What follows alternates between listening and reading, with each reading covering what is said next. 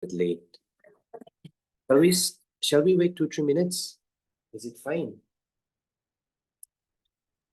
We can, sir. Yeah. Just here though.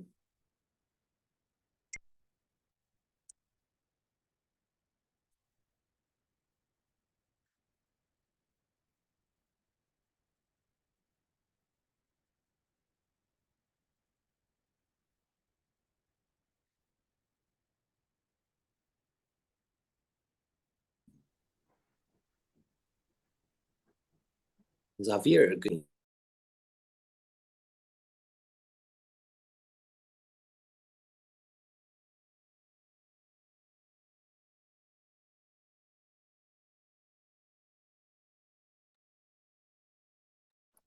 Seaborg, every time I see you, I get PTSD. Reflective.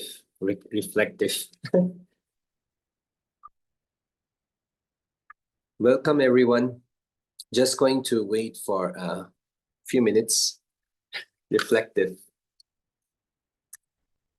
You should change your name to Reflective.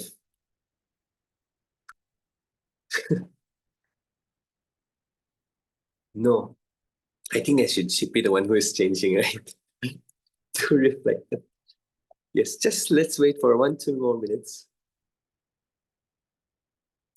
Is the internet fine? I'm using Kharga Wi-Fi only. The Wi-Fi, Geo Wi-Fi is not so good here in this high school colony.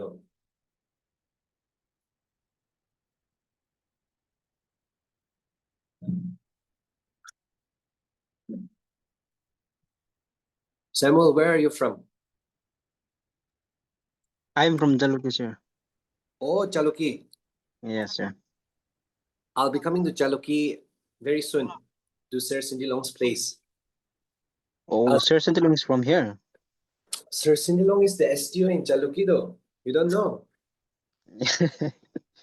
Yeah, I don't have knowledge about that. Oh, we'll meet again. Okay, sir. Okay, sir. Sure, sir. Krupko, I'm here in a high school colony near Directorate of Industries and Commerce.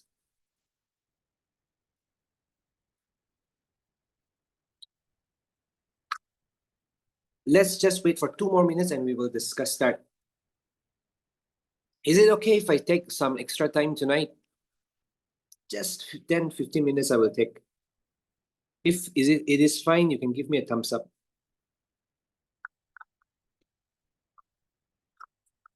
See, because as per the lesson plan and as per what MCQ sir and I have prepared, we're actually supposed to complete even fundamental duties today. But trying to go very rushed and fast, it is making me more confused. I can take 2 to 3 hours and everyone will be drained. Yeah, not extra though, don't worry. Book for general English. Okay, I'll suggest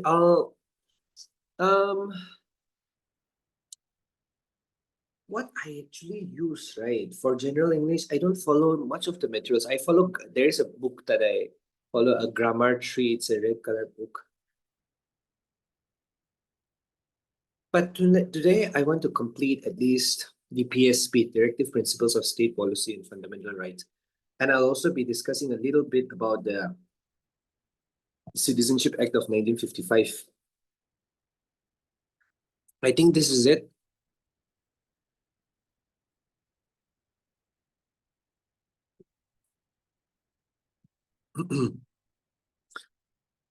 I hope today's class is going to be better. I've prepared slides. I am trying to change my approach in my teaching because I teach mostly offline class. Not mostly, only offline class actually.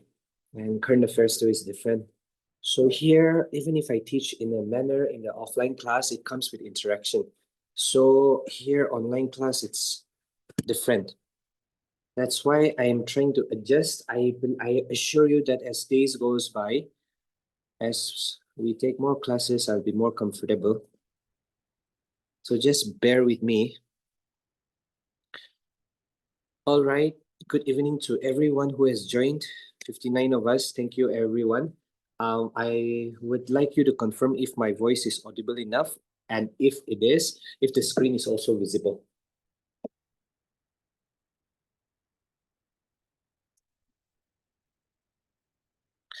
Okay. The internet sometimes goes up and down. All right. So during that time, I would I would request you to just unmute yourself and let me know. Okay. Please do not. I mean, like if you put in the chat, I might miss it out at times. So please just let me know. Maybe we will take a break at 8:15 or so. If we can complete, we will complete. If not, we won't go that much extra as well. Do not worry. Till maximum 8:45 we will take. Not 8:45, 7:30, 7 to 8:30, 8:45. Chalo. Okay, 64 of us. Great. Tomorrow is my birthday, by the way. So shall I take till 12 a.m.?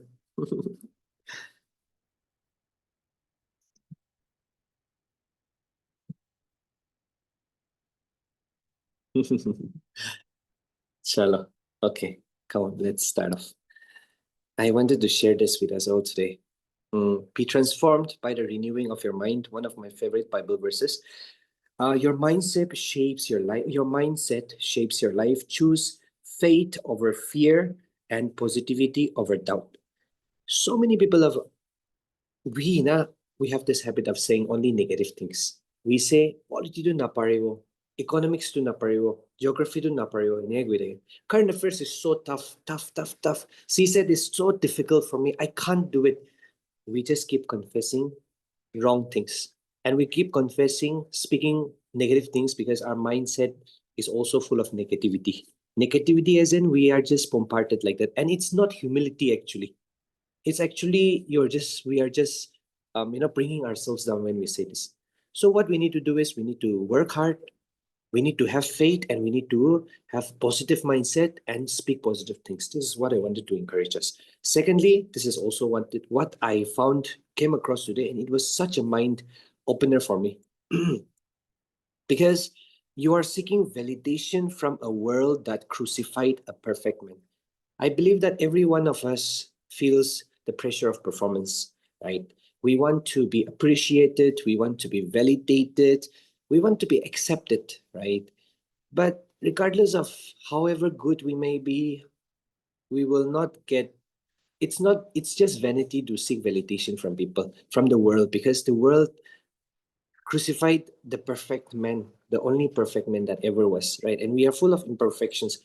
We shouldn't be like, no, if the world will criticize anyhow, so I'll be just bad. Anyhow, but you get what I mean here, right? So that those two is what I wanted to share. Before we start off with fundamental rights for this class, from the previous class, I would just like to simply discuss a little portion that I had missed out. And I was trying to use a slide, and I think there were too much content in that slide, which were unnecessary, I believe, which I only prepared, but okay. So here we were talking about citizenship in our previous class. And in citizenship, particular topic that we were focusing on was how to get Indian citizenship. Okay, please try to make a separate note for this one. Okay. And in India, okay, Indian citizenship, when we talk about Indian citizenship, apart from the provisions of the constitution, which we discussed in our previous class, Indian citizenship is in India is governed by an act called the Citizenship Act of 1955. We're not going to talk about the later amendments which came about, but specifically focusing on the Citizenship Act of 1955. So this act, it clearly defines how a person can become a citizen of India. It can be through 5 ways, 5 means of how a person can become a citizen of India. The first one, by birth. Okay, I will discuss each one by one, but first one is by birth. Second one is by descent. You talk about being descendants, right? I'm a descendant of this person. I'm a descendant of Amos, or I'm a descendant of Moses, like that, right? By descent. Thirdly, by registration. Okay. Fourthly, by naturalization. And lastly, by incorporation of territory. Okay, so these are the 5 ways by which a person can become a citizen of India. Simply remember BDRNI. BDRNI. Okay, so number 1, by birth. I think we need to understand this because there can be some MCQs also that can be asked from this particular aspect of citizenship. Okay, by birth means if you are born in India, you can become a citizen of India. Okay, being born in India, we're talking about being born in India. But there is a twist here, there is a catch here. We also depend this, it depends. It depends on what? It depends on the year. Okay, so the rules here as per birth is that if a person is born before the 1st of July, okay, this is the date that is mentioned. 1st of July 1987. I do not know why this date is selected, but the fact of the matter is that the why is not important, but when it is, the question when is important and not the why. Okay, so a person born before 1st of July in India becomes automatic. By automatic, they become a citizen of India. Okay, number 1, please note this. Okay, a person born on the 1st of July. This one is born before, okay, the first one. Second is born on the 1st of July till the 2nd December 2004. These dates are important, my dear ones. Please remember this as well. And in this case, one parent must at least be a citizen of India.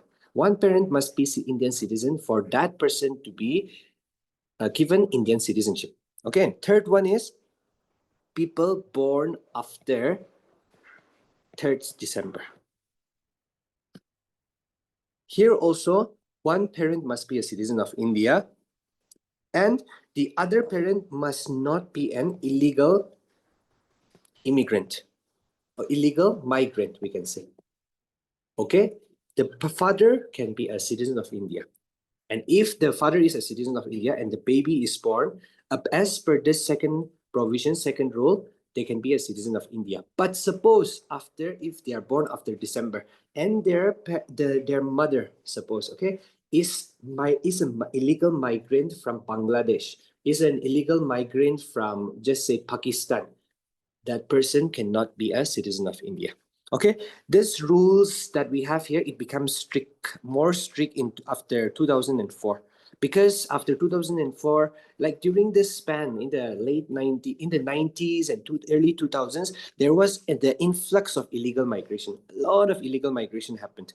Okay, so this is the first criteria is this. The second criteria is that, what is the second criteria? I believe you're following me. The first one is clear, right? The dates are important here, okay? The second is by DASCENT, descent, meaning that this is particularly for people who are born outside India, okay? People or Indian citizens, Indian people, Indian babies born outside India, but with Indian parents, okay? So the rule is that in this one, at least one parent must be Indian. But after December 2004, okay, if they're born outside of India and one person is Indian, okay, one of their parent is Indian, the new rule came about that after 2004, they must register at an Indian consulate. Registration is important here.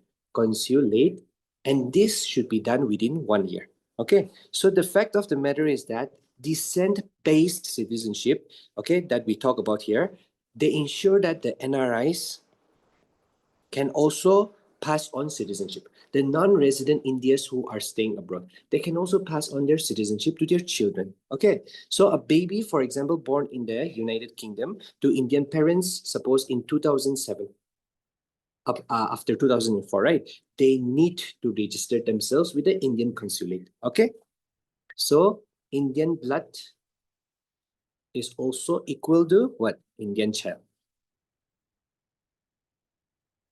But the catch is that they need to register. Okay, this is the first one. Third one is by registration. Okay, this one is for foreigners actually. Foreigners, but who have Indian links. Okay, there might, for example, Kamala Harris, or just say Kamala Harris. Okay, so Kamala Harris is a citizen of USA, but they have like Indian links, right? They have some Indian blood in them. There are people, we call them people of Indian origin, PIO, person of Indian origin. So if a person of Indian origin, for example, Kamala Harris, she comes back to South India from where she is from, and she resides there in Kerala, Karnataka, for 7 years. Okay, they can apply for this registration. Or if their husband, for example, they are an Indian citizen, okay, but after marriage, they should be at least like 7 years. It should be at least 7 years of marriage and also 7 years of residence. Okay, so it is for them. So the spouses that are applying for Indian citizenship through this registration route, they must live in India. Okay, that is for 7 years, and also after that, they must live in India continuously. Okay, so for example, by registration, for example, this can also be one example. So suppose an American woman is there who is married to an Indian man for 7 years, who is living in India, okay? Or even in our culture, even you might have people whom you know. A girl from UK, for example, gets married to a Naga, and they live in India for 7 years continuously, okay? They can also apply for this. Okay, about Indian link and also for people of Indian origin, okay? The next one is by naturalization. Naturalization. So this is basically for those foreigners who have lived in India for so many years. Okay.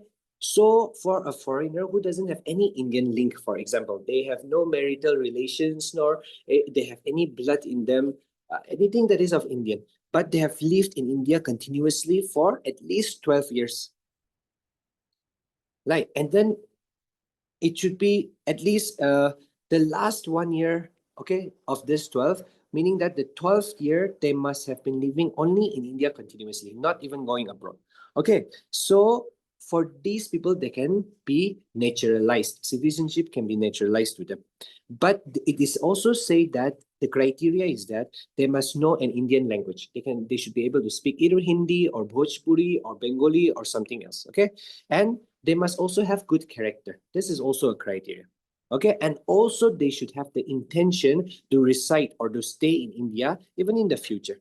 Okay, so for example, we have Adnan Sami. Okay, Adnan Sami was a Pakistani singer, and not was a, he's a Pakistani singer, and they got their citizenship in 2016 via the naturalization route. Okay, so because they used to live in India for so many years. The last one is incorporation by territory, right? Incorporation of territory. Incorporation of territory. Suppose India goes tonight, and captures Sri Lanka. Basically, the Sri Lanka citizens will become Indian citizens, right?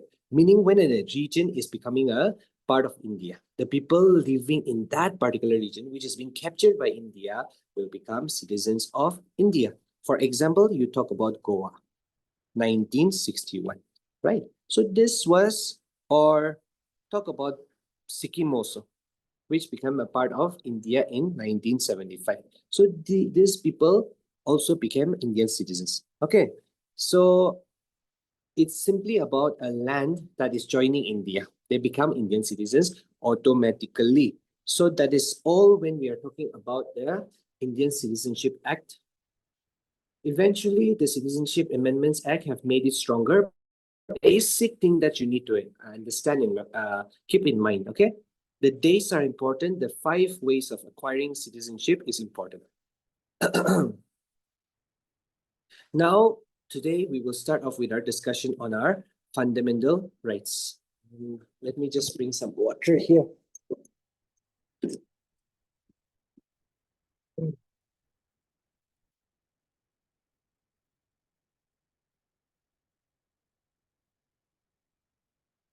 So this fundamental rights, I believe it is not just important from an guys, can you hear the sound of the rain? Shall I put on my AirPods? Wait. Please confirm it's better now. Or even it was fine earlier. Which one is better?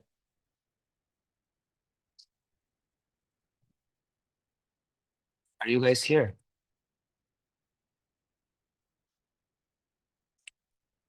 Can't hear?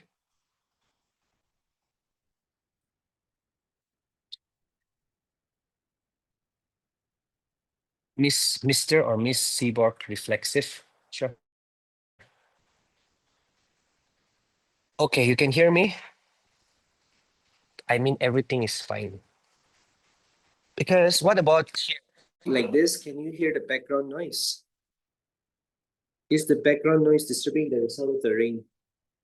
No, right? So I'm just going to talk like this, okay? Because if I put the earphones on, especially if I put the noise cancellation on, it becomes very suffocating somehow when I'm talking for at least 2 hours, 1.5 hours, 1 hour.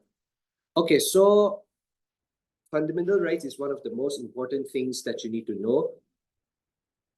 And then, not just from an exam point of view, but I believe this is something that as educated citizens of a country of India, we should be well aware of.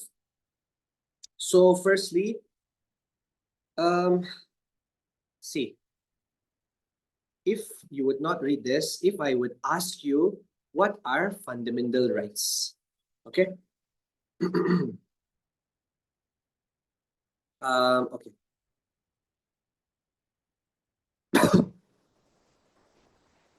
The questions that I want to answer is, what are fundamental rights? Okay. And who gets the fundamental rights? We have talked about citizenship, okay? Remember that as well. Who gets the fundamental rights?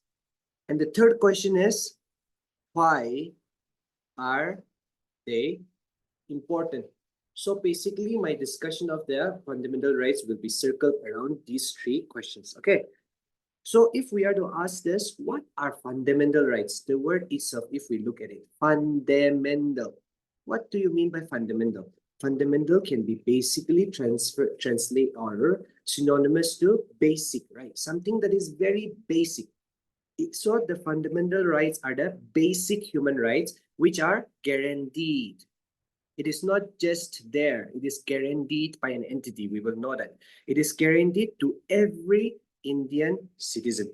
Okay? See, so it answers this question. Every citizen. The word every, E-V-E-R-Y, is under uppercase letter. Just see. It means that every citizen, irrespective or regardless of their religion, regardless of their caste, greed is same with religion, right? Gender, sex, place of birth, etc., all should get their fundamental rights. Okay. Some rights will even apply to foreigners, right? Like right to life and all, but citizens of India will get the entirety of the fundamental rights. Okay. And they are important basically because they will protect what? They will protect the freedom. Freedom will be guaranteed, the individual freedom that we are talking about. And only through the fundamental right, equality will be promoted in the society as well. Equality and also justice, right? All of these ideas cannot exist. The freedom, the equality, the justice of these ideas can never exist without the existence of fundamental rights. Okay. Now, these fundamental rights are essential human rights that are offered to every citizen, irrespective of caste, race, creed, place of birth, religion, or gender. These are equal to freedoms, and these rights are essential for personal good and the society at large. Okay? And what did our BRR architect, our father of the Indian Constitution, say? Dr. B.R. Ambedkar, basically, he's mentioned that this fundamental Um, wait, let me not it was not fundamental rights. He mentioned something, but I think I will mention it later on only. Wait, let me come to certain portions of the fundamental rights. In that manner, I think it will be more befitting to make that statement which was made by B.R. Ambedkar. Okay.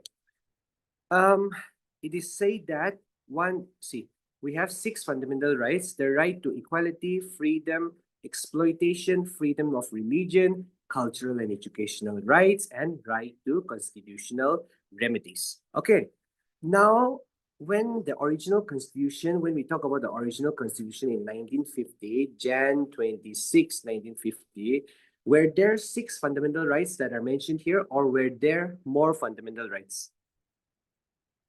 Anybody? Do you have any idea? Yes.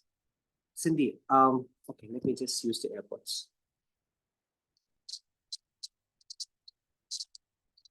I do this. Let me do adaptive. Cello, is it fine right now? Let me not do the noise cancellation. Is it fine, Cindy? Can you confirm if my audio is better or clearer?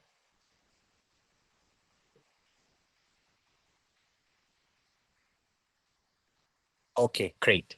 So as Ravenclaw has mentioned here, very precisely and correctly, there were seven fundamental rights when the Constitution was born. And the right to property, it was removed from the Constitution of India in 1978. By which amendment? Anybody? Right to property was removed from the Indian Constitution by an amendment called the 44th Amendment, and it is now not a fundamental right, but it is a legal right. Okay, right to property. Now let's study one fundamental right after the other. I believe you guys know more than me, yeah? So, but still attend my class, okay? I don't want to teach an empty class. Okay, so right to equality, we will find this in the Indian Constitution from Article 14 to Article 18. Okay, so, and also we find this in the Part 3 of the Indian Constitution. Okay, so what does right to equality basically imply? It implies that the right to equality here, it implies that it tries to ensure that every citizen of India should be treated fairly, okay? Should be treated fairly, fairly, fairly and equally. So this is basically the entire idea of this right to equality. And they should be treated fairly and equally because they are all equal in the eyes of the law. Okay? So, regardless of whether it be in public spaces or whether it be in relation to jobs or any social treatment that is given, every single one should be treated equally. There is no VIPs, no very important persons in the eyes of the law, in the eyes of the Constitution of India, because everyone stands equal before the law. So, this is what equality basically means. Okay, so when we look at article number 14, it talks about the equality before law. Okay, it states that all the citizens of a country here, if we look at it, they should be equally protected by the laws of the country. They should be equally protected by the constitution.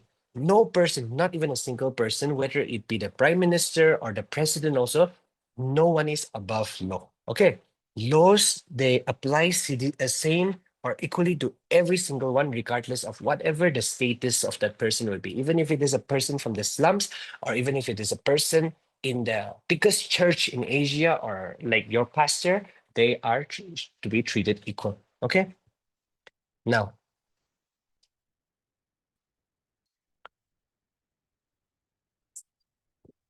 I believe you understand that equality before law, Article 14. Article 15 talks about no equal social equality and equal access to public areas. It simply states no discrimination. Okay, no discrimination in public places. So no single individual in India, okay, should be discriminated on the grounds of religion. You cannot tell a Muslim to come and come to a public place. The church is a public place. You cannot deny a Muslim to enter the church simply because he is a Muslim. Okay. no discrimination based on religion, no discrimination based on race, Mongoloid race होबे, mainland Indian होबे, local होबे, non-local होबे, no discrimination. Okay, no discrimination based on caste. Indian system, Indian society is based, it's filled with caste system, right? It is plagued by caste system on color, language, etc. Okay, everyone can have access to public places like parks, museums, temples, bathing cats, and so on and so forth. Okay, but however, the state may make special provision for women and children. Okay, meaning that, for example, for children, free education can be given. Okay, but also, for women, there might be some certain specific compartments in the train where men folk might not be allowed to enter. When you go to Delhi, you have Delhi metros. Usually, the first compartment in a train, the coach, is simply for women. Entry of men is not allowed there. You would be either fined or kicked out by the police there, right, by the metro police. So these are some, positive discrimination, we call it. The constitution allows some positive discrimination in these places simply to undo, we can say, to undo historical injustice. Okay. The third one here is Article 16. I believe you're all following along. Hello, hello, hello. This class is very silent, yeah? Xavier. Okay. Great. At least give your thumbs up generously, okay? Thumbs up and hearts. Great. Everything privacy. You have become very silent. During the free classes, you are very interactive because Vito is not. I think Vito is somewhere.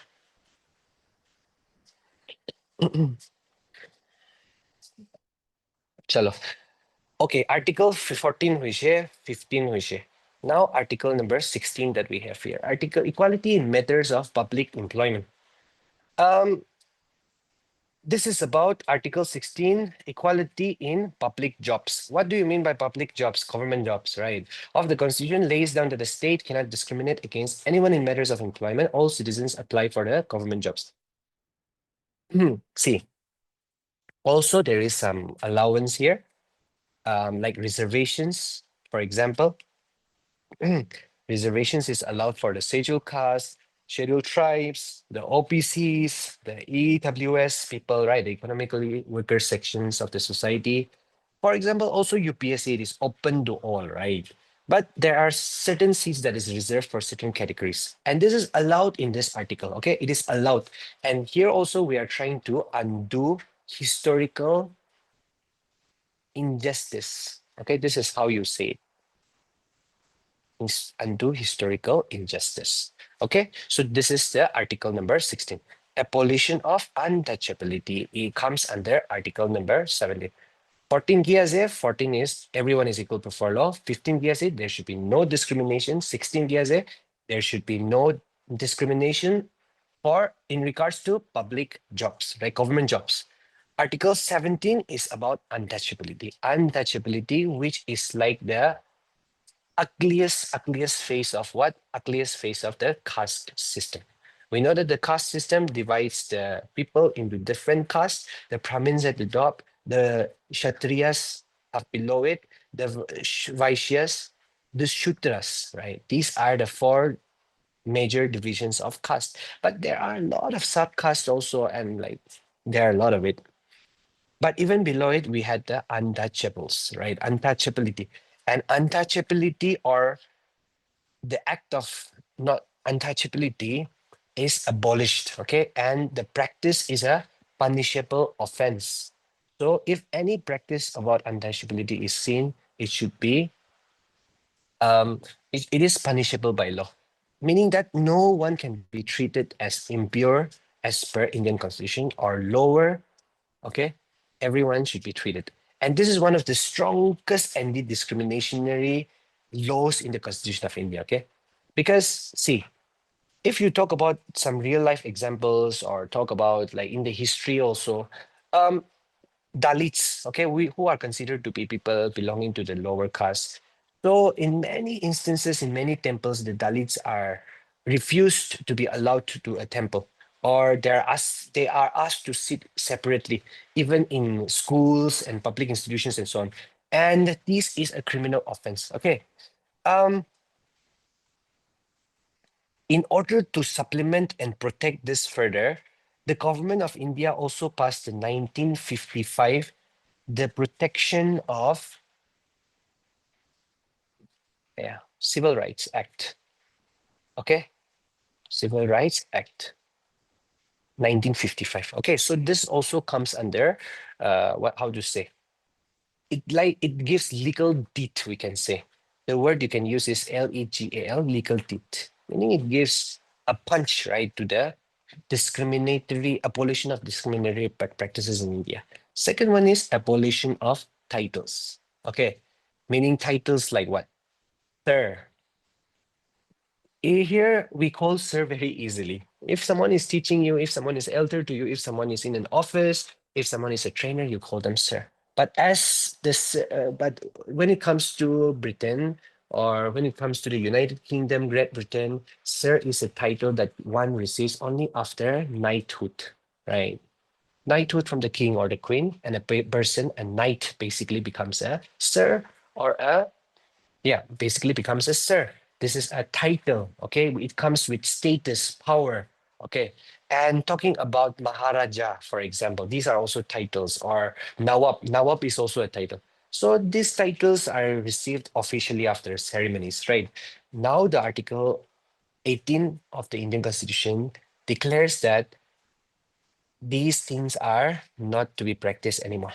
Okay, conferring titles prohibits the state from conferring titles. Citizens of India cannot accept titles from even a foreign nation. Okay, you cannot, a citizen of India cannot go to Great Britain and cannot receive knighthood, right? Officially a sir all their life. Okay, no titles can be conferred by the state except for military titles, or academic titles. See, military titles like major, colonel, COLO, colonel, or colonel, we call it, right? Or academic titles like doctor, professor, etc., etc. Okay, these are received. Yeah, just leave it. Titles, also awards like Bharat Ratna, for example, which Sachin Tendulkar has also received. I'm just remembering when I say Bharat Ratna, Sachin Tendulkar came to my mind as well. Only I'm saying.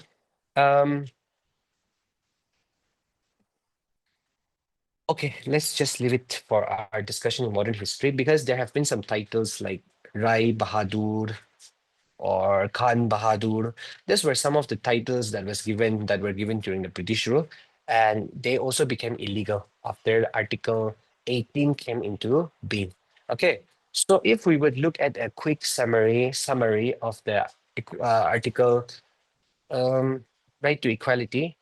See, I think this is very important, so I'm just going slow. Okay, I want to complete all this, but I want you to be very clear about this, um, regardless of whatever the question would be, because this might be important for your interview as well, might be important for your mains answer writing as well. Okay, because if I'm trying to rush and complete, I end up not clarifying things. I myself get confused when I try to skip certain points. But if we go systematically like this, especially in topics like this one, there will be some topics where I will just tell you to read this and read that. Okay. So it's fine, right? But we will complete at least this one, even if we cannot complete the PSV. So I'm taking one more extra class for that. See, I want to make it clear. Article 14, Julio, you just remember this, LEAPT, when we're talking about the right to equality. LEAPT, LEAP T. Okay, this is the mnemonic that you can use to remember. Article 14 to 18. Okay, L is law, equality before law. E, entry. Just say entry to what? Public spaces. Equality before law. A, appointments. Remember it like this.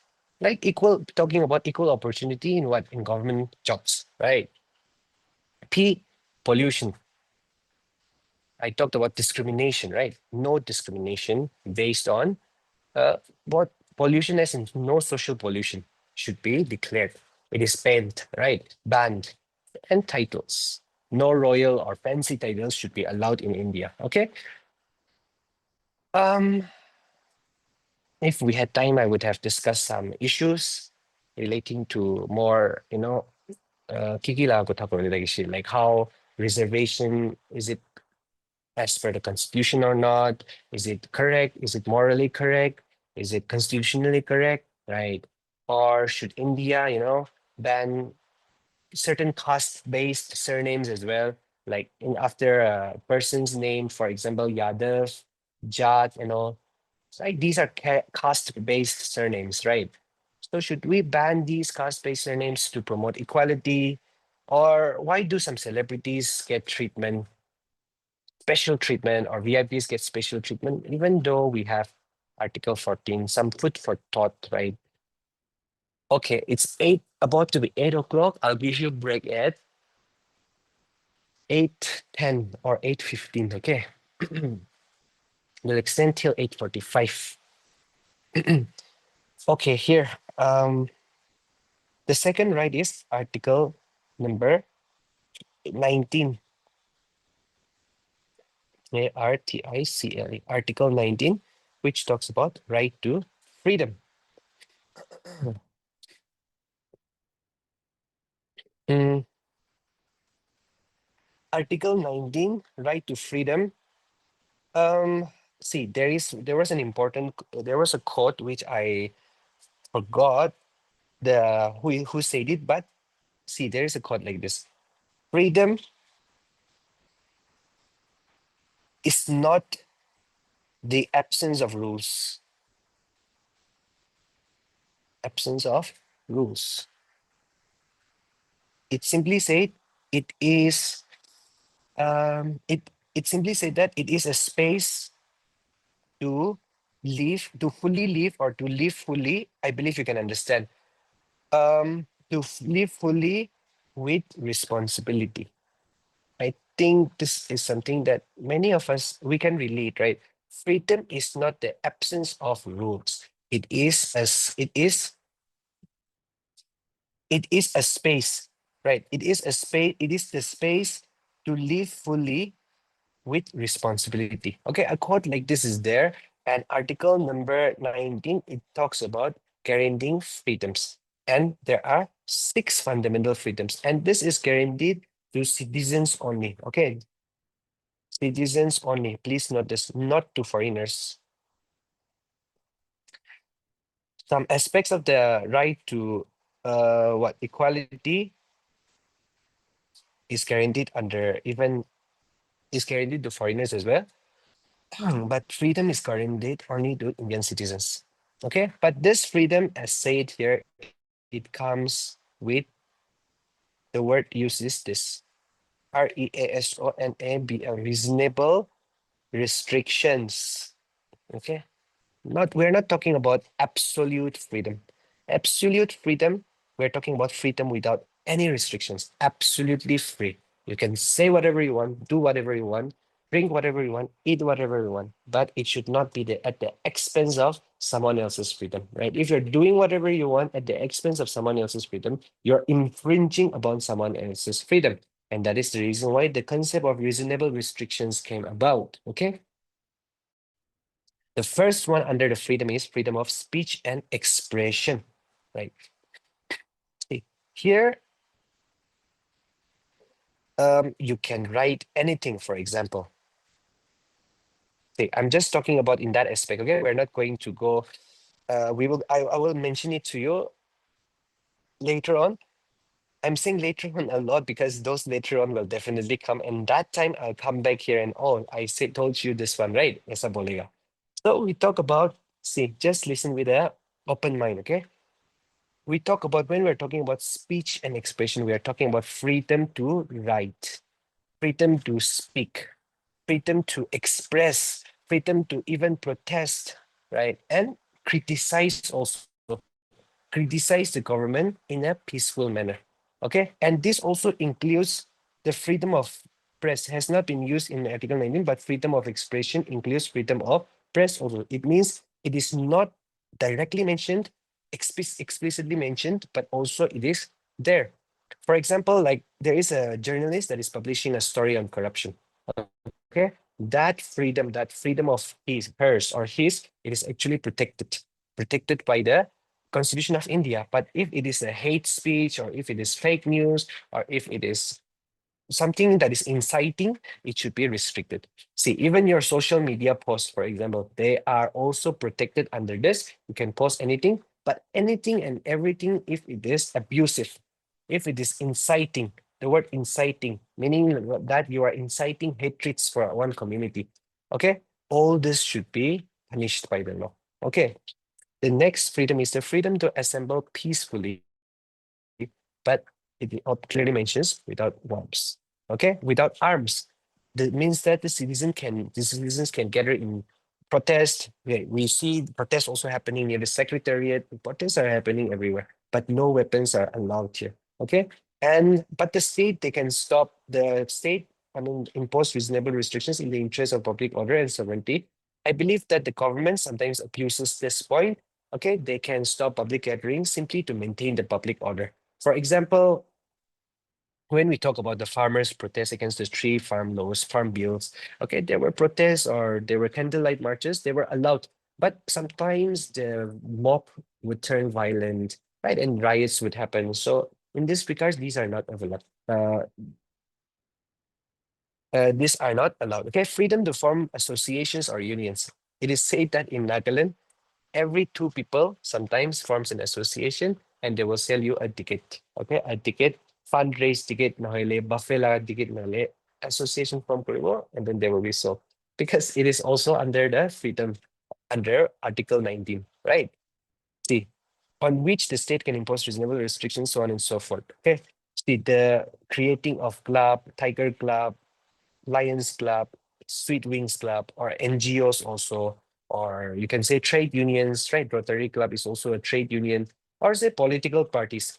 All these are associations or unions, right? You can form this, but forming of terrorist groups, please. NSCN,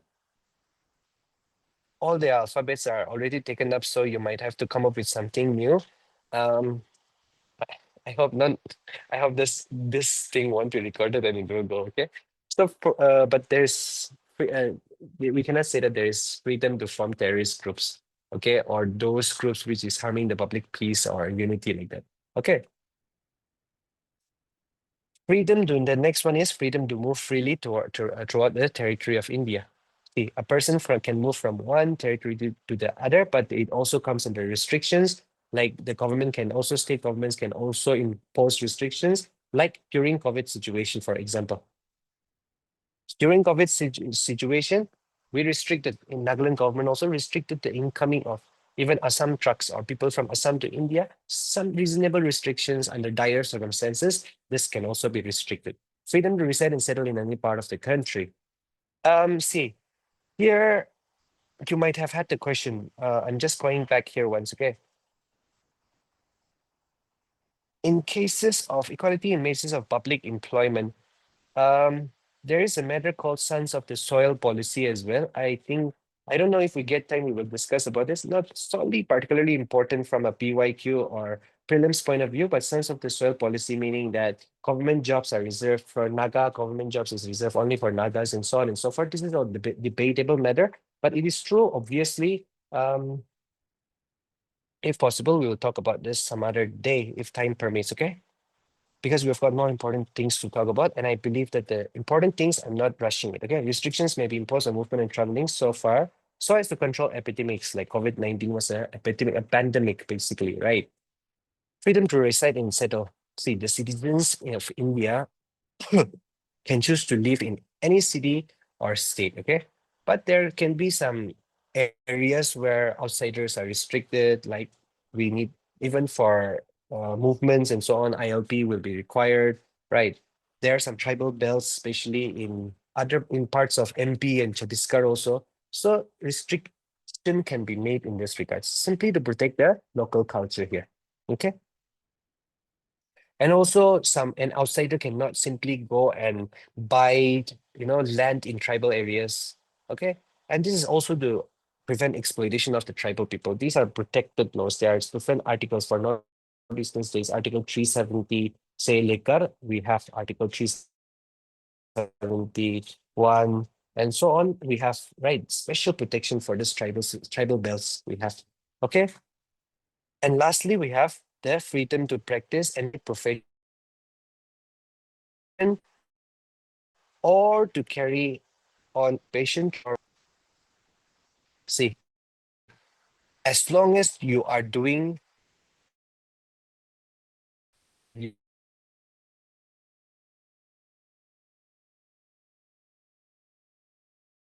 I'm not saying any profession that okay for the seven ocean and so on and so forth. Okay, your profession should be lawful. You should not be in a scam related work. Okay, and any trade that you have, no trading of black money and so an occupation should be basically lawful, meaning that you can become a YouTuber, you can become an IS officer, or you can during the pandemic for the girls, you can become a baker, you can open an Instagram channel and sell your pastries, right? You can do anything, but you cannot start up a drug business and so on, right? These are the restrictions. And the government can also regulate some harmful business. Like if you have a business where you're selling firecrackers, bombs, na, or you're running a liquor shop, the government can step in and they can, impose certain restrictions here in this regard. Okay. Reasonable restrictions. Please remember this REASONABL, reasonable restrictions. Okay. If I'm not able to finish the entire thing today, I will finish the fundamental rights, not going fast, too fast, neither too slow. I think I'm going right only, and then I will take time here. So today I will talk only about this fundamental rights. Tomorrow, not tomorrow, next week, we will talk about the DPSP, which I've already, okay. And I will talk about fundamental duties. So yeah, I think one more extra class to complete these three chapters. But in your MCQ, which Sir and I have prepared, there will be questions from all these topics, okay? Specifically, lesson plan 2. We had lesson plan 1 was to discuss about the origin of the Constitution, how it was framed, preamble, citizenship, okay? Total citizenship was also to be covered. Lesson plan 2 was to, include all of these things, but we are not able to complete it. Okay, so here 8:07. Let me give you 5 minutes break. I'll also bring some water. Is it fine?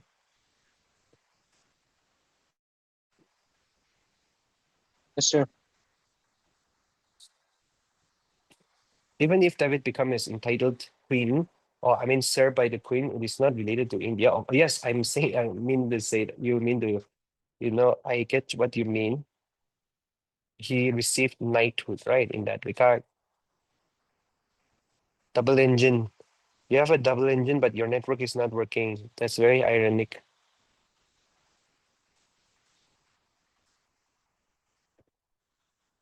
Chalo, I'm going to come back. It's 8:08, 9, 10, 11, 12, 13. We will precisely start at 8, 8:13, okay? Nobody, please don't leave the meeting. 8:30. I'll start off from there, and we've got important topic to discuss here, right against exploitation.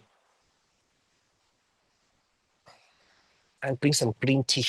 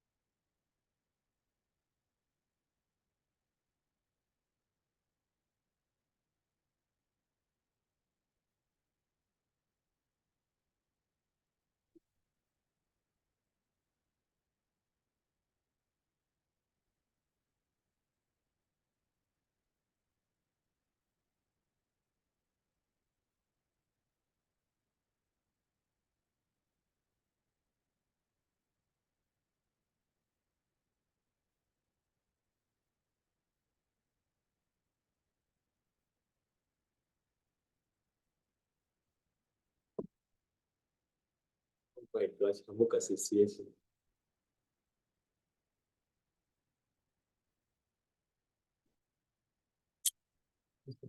What?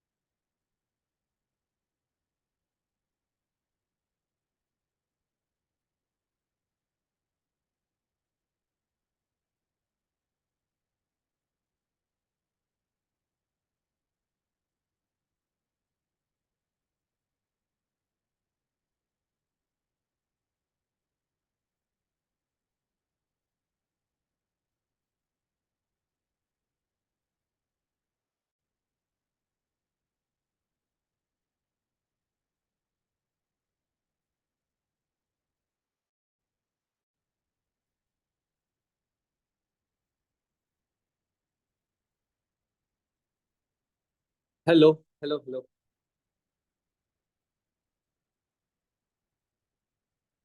Hamuk Association. Aspirant Association nila is na. Is there an aspirant? Of course. Any technical?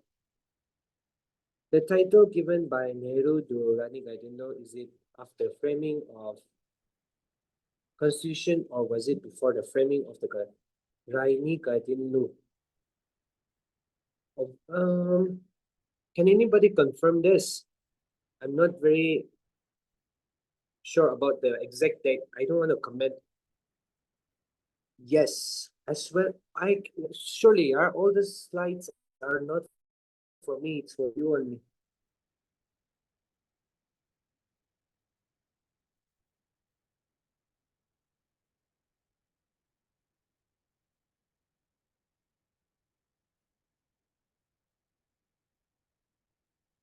Ay, wala ko.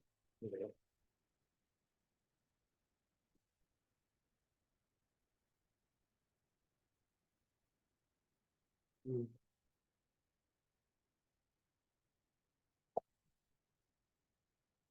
Okay, can you simplify the difference between equality before law and equal protection of the law? So basically, when you're talking about equality before law, it means that nobody is above the law. Like I said, Prime Minister obey, President obey, no status. The government, the constitution does not treat anybody as VIP. Okay, VIP culture na government nila. And when we are talking about equal protection of the law, it means that um, there's no clear-cut division here. It means that whatever rules there are, okay, laws or KQ, it should be applied fairly in a very fair manner to everybody. But also equal protection of law. Here also another catch is that it can be different depending on different circumstances. Okay, and requiring different circumstances which will require different treatment or to achieve true equality. In here, equal protection of law, here we will also talk about equity as well. To talk about equity, I think there is a very perfect example. There is a wall here. And equality is simply like there is a lift here, and people are made not lift here. There is a wall here. People are made to stand. Right. Only only two people, for example, can see beyond the wall. But equity will be like for this person, there will be a bigger block for this person like this, so that everyone can stand above beyond the wall, right? We are trying to achieve true equity here. This is a positive context where this state they have a duty to play, right? Basically that only.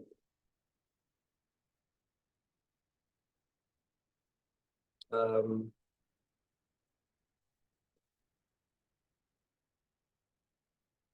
I've stopped counting my age after I became after I turned 18.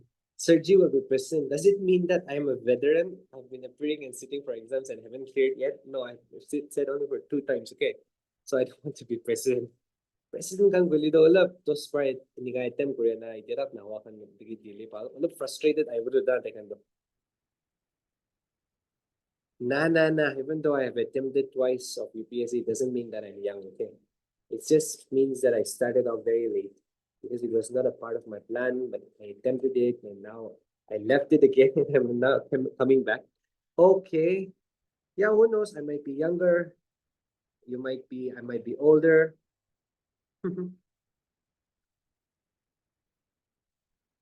Okay.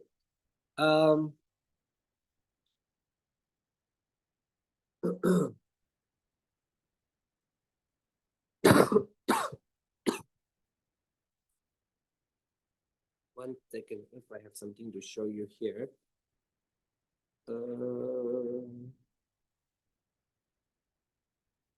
Why is it untitled? There should be a title here.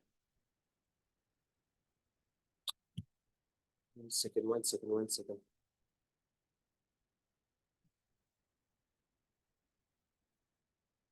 Okay, it's all right. Chalo. Okay, now next one that we will be discussing is the right against exploitation here. Right against exploitation, simply implying that how do I increase this? Okay, right against exploitation from Article 23 and 24 talks about right against exploitation, part 3 of the Constitution only, as we all know. So what this basically does is this is a right that actually protects people, especially the poor people, the children we have, and we call the marginalized people, right? It tries to protect them so that they will be stopped from being used or abused, right? Or there's forced labor as well. All of these things to undo the unfair and dangerous practices. Okay, the right against exploitation has come about. Okay. So within this, there is the abolition of trafficking in human beings and beggar. Beggar doesn't mean beggar. Okay, it means beggar is a word which means forced labor here. So buying, selling, or even transporting the people for other illegal activities like say forced labor or even prostitution or slavery, right? Even people are caught these days for organ trade. This is a punishable crime, okay? And this applies to all the people, not just citizens of India, but also non-citizens, even foreigners. Remember that, okay? So under Article 23, any children, if they are kidnapped and sold or sold into brothels or so on and so forth, it will be declared as punishable under Article 23. According to National Crime Records Bureau, NCRP, it was said that in 2023, there were 2,200 cases of human trafficking. Just imagine that. And most of the victims were the marginalized marginalized groups, okay, like women and children, okay. And forced labor simply talking about what? How if a person is made to work without wages or regardless of their choice, right? And this was practiced earlier by the landlords during the zamindari system and so on. This is now a criminal offense. But then in some poor villages, like in some villages where the people are very poor, like from poor families, they were asked to do free work on their landlord's farms. And this is also considered as begar only. Okay. And this is a punishable offense by law. Okay. But another thing here, as I remember, I'll just tell it to you. Suppose if a person, okay, is not like they are not bonded meaning they are not caught by the landlords and made to work, but they are economically trapped, for example, meaning that they are in debt, the farmers are in debt, and they have to work for their landlords because they have certain money to pay to them. And when they're working for their work, they are not paid, for example. This will not come under begar, okay? This will not come under forced labor because he is performing an obligation, actually, basically. Okay, the next one is abolition of employment of children below the age of 14 years. This is like a ban on child labor. Child labor, particularly in hazardous jobs. Hazardous jobs, dangerous jobs like what? Like mines, we have here factories, it can be certain chemical plants as well, or construction work as well. Like these are hazardous places, okay? But if there is a family, okay, and this is a family business, there's a family business, and kids, they sometimes sit in their family shop, or they do chores at home. These are not prohibited, okay? It is very dicey here in this regard because as per this, it is not, see, Indian rules and laws doesn't just come or talk about, it doesn't just encompass, it is not encompassed simply in one article or so. There are different acts, there are different organizations which comes up with certain circulars which needs to be followed. Wait, let me put on my AirPods. For example, in this regard, I don't want to go that much in detail, but we have the Child Labor Act, right? Child Labor Act of 1986. Okay, so this is also an act which is supporting this article. We have the child. I think it stands for Prohibition and Regulation. The Child Prohibition and Regulation Labor Act of 1986. So there are some decent yeah, this supports that, and also recent rules are added to this relating to domestic work, because we have domestic help as well, and relating to certain tabas where children work. Okay, so there are some decent rules added to this. Okay, so article beggar practice in the past. Okay, this is just explanation of what I've done. So article 23 basically relates to human trafficking and beggar, and it relates to both citizens and non-citizens. And Article 24, it relates to child labor, particularly in hazardous jobs. So it applies only to children below the age of 14 years.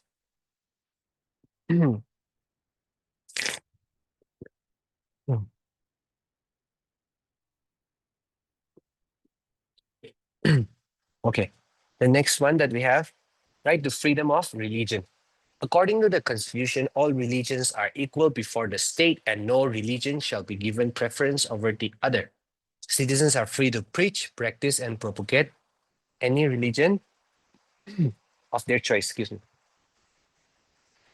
So we know that this is a right in India, which is also, just supporting. This is a basic right, right? Religion is a basic right in India, a fundamental right in India, and this is supporting the preamble only. While discussing the preamble, I mentioned to you that India is a secular state. There is no state religion in India, right? This government of India cannot declare the country as a Hindu state. Even though the BJP government has its roots in the RSS, the Rashtriya Swayamsevak Sangh, which has their basic values rooted in Hindutva philosophy. And the BJP, whatever they do, has some inclination towards it. They cannot go against the constitution, and they cannot abruptly do anything. Okay, maybe there are so many things that they try to do. naming every operation as Operation Sindur, Operation Mahadev, what else and what not, right? So, and even renaming of places as per Hindu mythology and stuff like that. Yeah, they try to propagate Hindu fight in any form and in every regard that they can. But this is India can never be uh, a religious state, theocratic state, right? India will be a secular state. And every person is free to believe, to practice, and to spread the religion of their choice, or even choose not to follow any religion. Okay? So in India, we can be any religion, and the state, that is the government, will treat us equally, right? Equality before law and equal protection of law as well, okay? Regardless of whoever and whatever we profess. Religious communities. See, um, I'm thinking if I should elaborate more on this or not. The word secular also, was it there in the constitution or in the preamble on 26 January 1950? Okay. It was added by an amendment of the constitution. We will talk about those amendments as well. What is that amendment? Which amendment added the word secular in the preamble of the Constitution of India? Secular, the word secular, 42, 42nd Amendment, very correct. 42nd Amendment added the word secular to the Constitution of India, to the preamble. Okay, I will be talking about this, so for those people who knew but then who are a bit confused, do not worry. Okay. And the government of India here cannot celebrate, and they will not celebrate any one religion's festival. Okay, like they cannot celebrate, the government cannot celebrate Diwali, the government cannot celebrate Eid, nor Christmas, nor Buddha Purnima, so on and so forth. Everyone is given equal importance. National holidays, if it is declared in Diwali, it should be declared in all other religious activities, right? We are happy that India is not a theocratic state, and India has many, many religions. We are getting many holidays, right? So basically, Indians have the right to believe any religion. Indians have the right to practice any ritual or worship, and also to propagate. Propagate meaning you can spread your religion, but in a peaceful manner. Okay, you cannot force or bribe someone to convert. Forced conversion is illegal. Okay. Activities in such institutions which are not religious are performed according to the laws laid down by the government. No person shall be compelled to pay taxes for the promotion of a particular religion. A state-run institution cannot impart education that is pro-religion. Here, see, I think it will be more clear if I discuss to you like this. Firstly, it's about the breach, propagate, and everything that we understand. Okay. The second one is about about establishing of charitable institutions. Okay. So religious communities, they can set up charitable institutions. Like the Muslims or the Christians, they can build hospitals, schools, shelters. It can be done. And this is allowed under Article 26 only. Okay, Article 26. And as long as you do not break public laws, this is allowed. For example, I also studied in a church run institution, Jubilee Memorial School, right? It was established by the MTP. I forgot the year when it was set up. Or charitable institutions like Gurudwaras, for example, they offer langar, right? They offer langar. Langar means community kitchen. Many people come and eat there. These are protected under this, right? Article 26 on. Okay. And this also talks about non-religious activities. Okay. For example, see, a religious institution is establishing a non-religious activity, like a temple or a church is running a school, for example. But these schools, they must also follow the government rules, like all other regular government schools as well. Okay. A person compelled to pay taxes for the promotion. No person shall be compelled to pay taxes. This is simply about no tax for promoting religion, right? The government also cannot collect taxes to fund any religious activities, like any celebration of Diwali, they cannot do it. And the money, your money, cannot. Yeah, it is basically that only from what I said only. So if the government is wanting to promote tourism at a religious place, for example, we have the Kumbh Mela or so on and so forth, we have a religious place and or some temples in India, and government wants to promote this. So the taxes that is collected cannot be used for rituals or performing certain like ritualistic festivals or activities by the government. Okay, it can be used only for infrastructure development of that place. This is just what I wanted to say. Okay, the state institution cannot impart education that is pro religion. I see. For example, the Jubilee Memorial School that I studied in, they taught moral science. With moral science was taught, and this is something which is very common in all church-run institutions and so on and so forth. But this is actually not in relation to what the Constitution demands. Okay, moral science basically taught what the Bible, the teachings of Christ, were taught, and even in the assembly, everyone had to pray. What about the Catholic institutions? So in this regard, see, actually, government schools cannot say morning prayers also. Of simply one religion. In Mokokchung town or in Nagaland, basically, if you would attend the morning chapels and so on, there's chapels, assemblies, and their prayers are conducted. But actually, this is also not as per the demands of the constitution. Okay, but private schools sometimes like JMS or anything they can teach, religion, but government schools they cannot teach. Okay, and even saying of prayers and all in assemblies and all, they're actually not as per the demands or as per what the constitution is saying. The next one is cultural and educational rights. Elementary education is now a fundamental right of every children. Mm.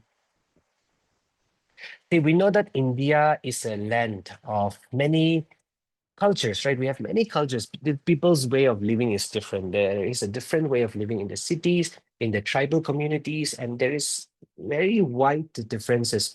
Diversity is there. And not just in culture, in terms of language also, in terms of communities also, right? There are so many languages spoken of.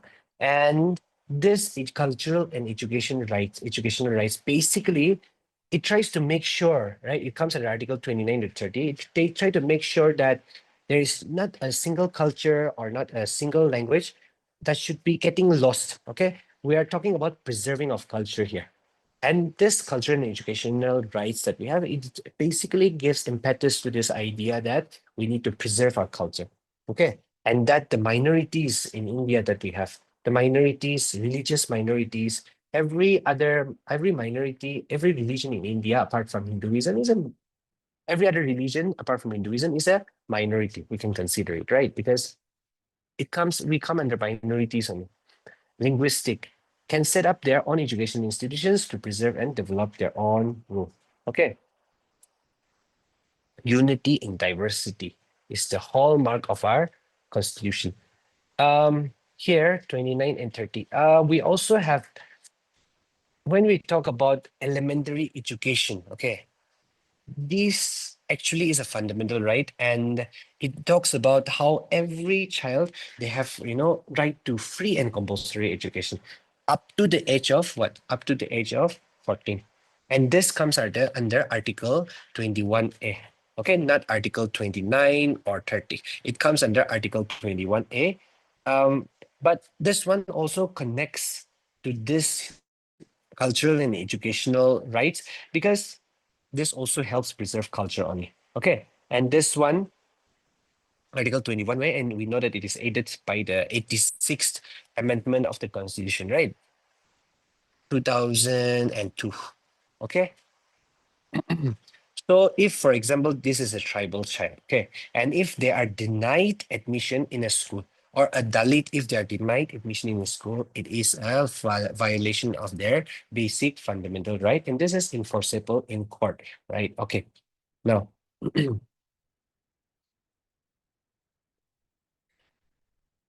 um, okay, let's just move on. Right to constitutional remedies.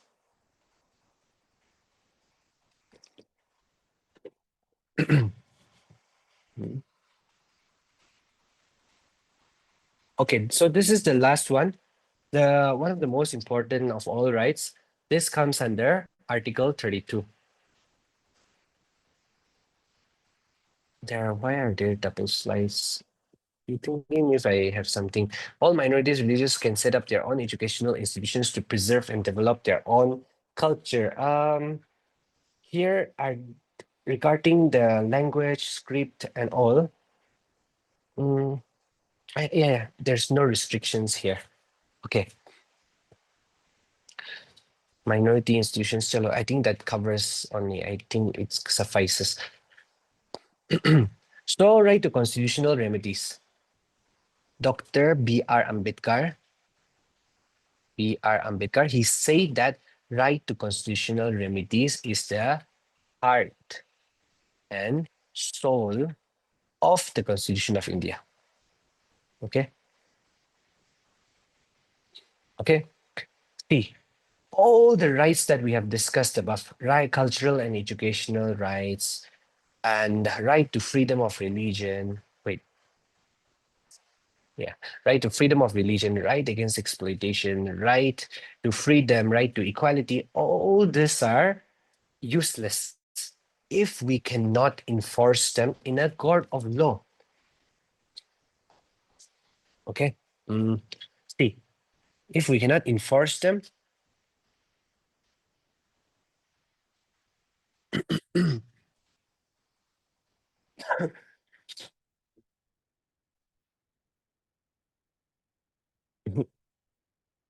yeah,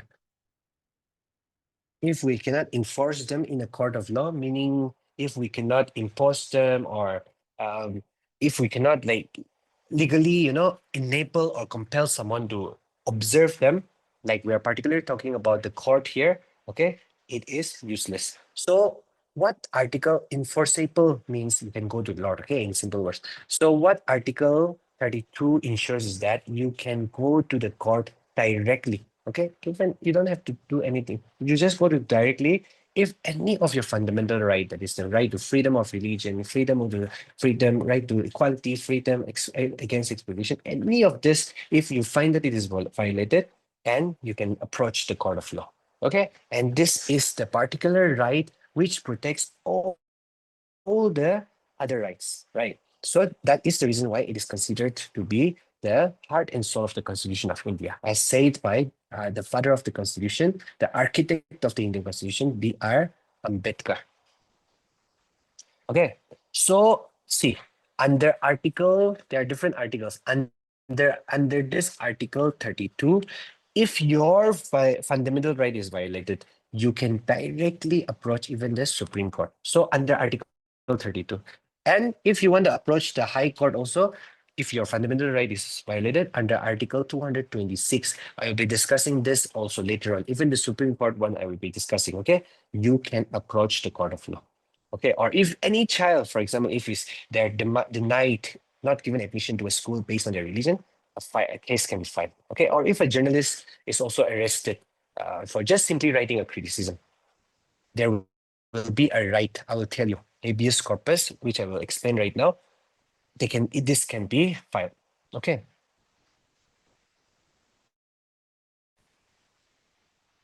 Chalo. Okay, let me explain.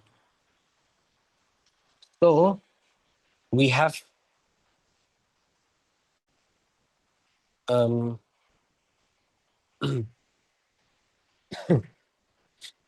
me just start straight away discuss about the it's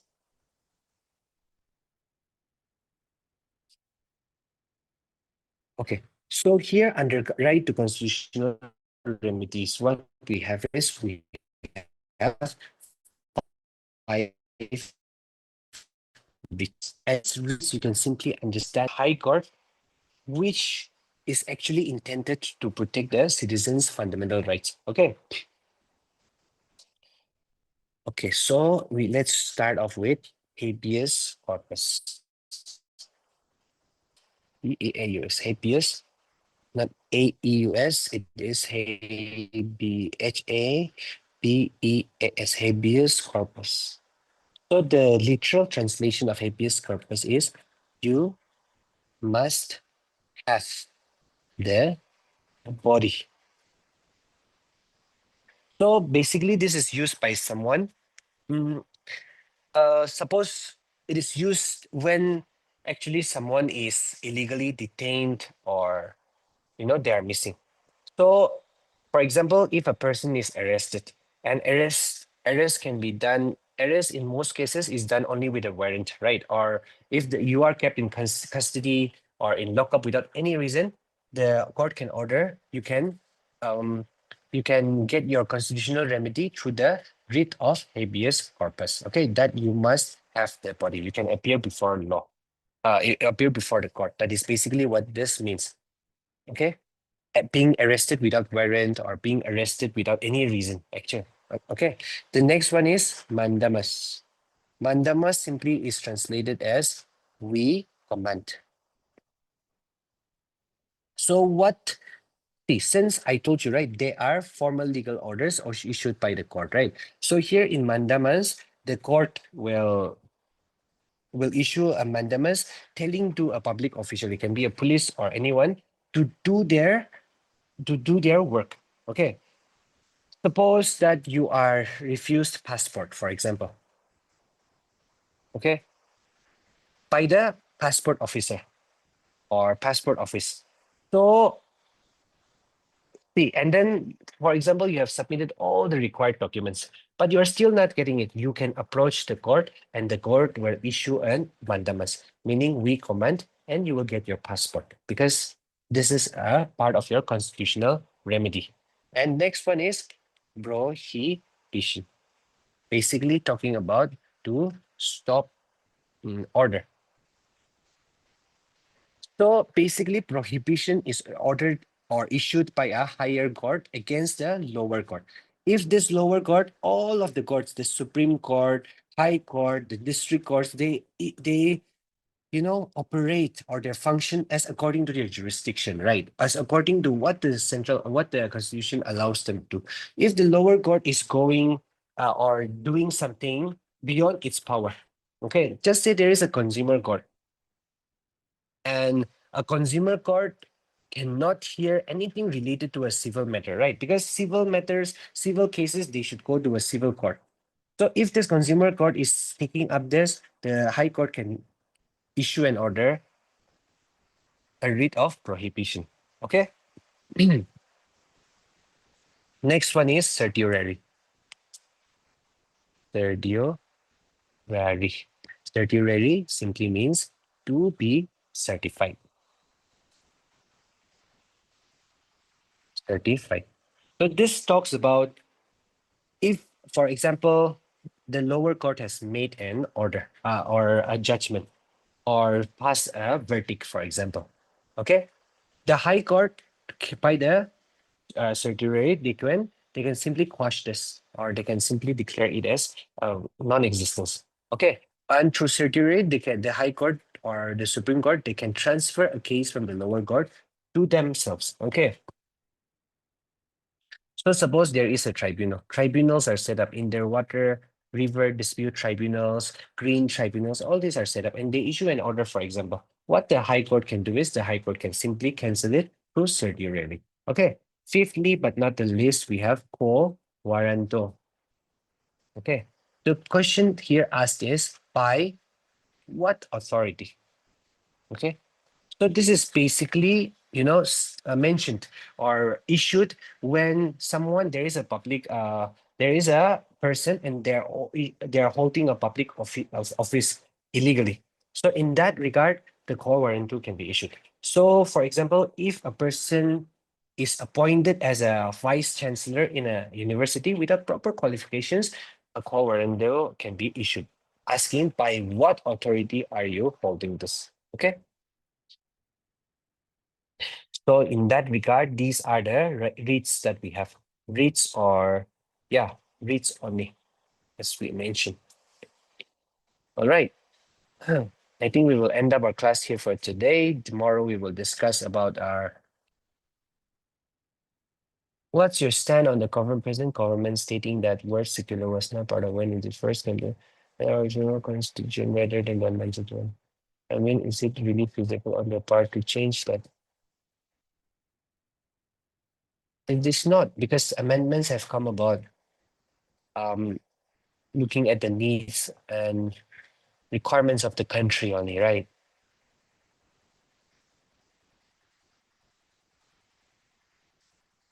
So the present government saying that we particularly see that they're simply trying to propagate their Hindutva philosophy.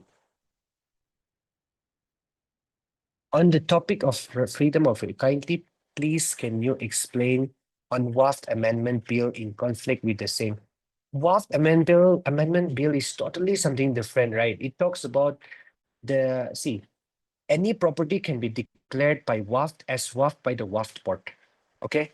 So in that regard, I believe the WAFT amendment bill was very much required, because this gives utmost, like, it talks about WAFT amendment bill simply is about, reducing the powers of the WAFT board, WAQF, right? Because they could declare any property as WAFT property. And this WAFT property, they hold immense amount of this WAFT board, they hold immense amount of properties relating to them, right? There has been a lot of issues relating to this. So in that regard, I believe that this is not at all relating to the right of religion. This is about abusing the power that is given to religious boards. And PCC though I believe that there should be an amendment, not an amendment, right, required. Government needs to do it. 42 is for adding and 44 is for removing. Correct. Okay. That's all for tonight. Thank you all for your wishes. Go kill that. You too. I'll see you tomorrow. Is a break. Thank you so much. Keep me in your prayers. At least, please say a good, sincere prayer for me tomorrow. Okay. Thank you, Seaborg. Thank you, Reflexive.